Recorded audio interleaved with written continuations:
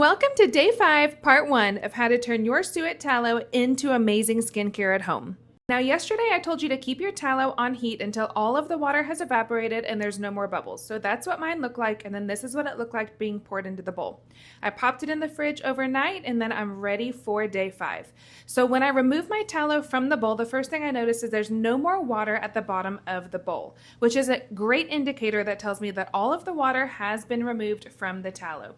There were a few tiny flecks of salt that I went ahead and removed, but for the most part, this tallow looked absolutely amazing. I'm gonna go ahead and slice it to check the inside and make sure there's no tallow on the inside, and it looked great. So now we're ready to move on to our herbal infusion. And remember, this is optional, although highly recommended. An herbal infusion is not only going to increase the healing benefits of your tallow, but it's going to give it an amazing floral scent, which is honestly one of my favorites. But before we can get to that, we do need to weigh our tallow. For our herbal infusion, we are going to infuse the tallow and the oil. So I need to know what my tallow weighs in at so I can have proper ratios.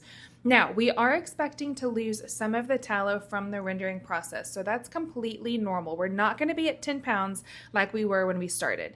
When I measure this, it's hitting 8.615, and then I am going to go ahead and subtract the weight of the bowl. I do the math on a piece of paper here shortly so that you can see, and we're left with 7.23. In order to find the ratio of oil, we're going to divide that by 4. So we have a 1 to 4 part ratio tallow to oil, which gives me 1.8 pounds of oil. So I'm going to divide that up because I'm using 2 carrier oils. So I'm doing 1 pound of jojoba and 0.8 pounds of squalane. I like to place my bowl on the scale and go ahead and tar it so that it hits 0 and I'm able to weigh my oils accordingly.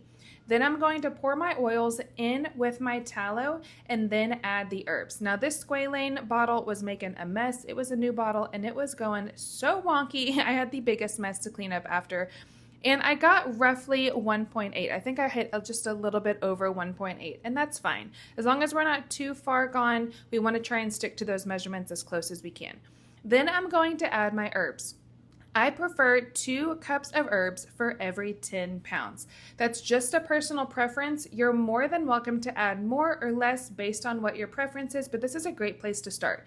I'm going to do 1 cup of chamomile and 1 cup of calendula. Yes, I know there's lots of ways to pronounce that. That's just how I prefer. Stick around for part 2.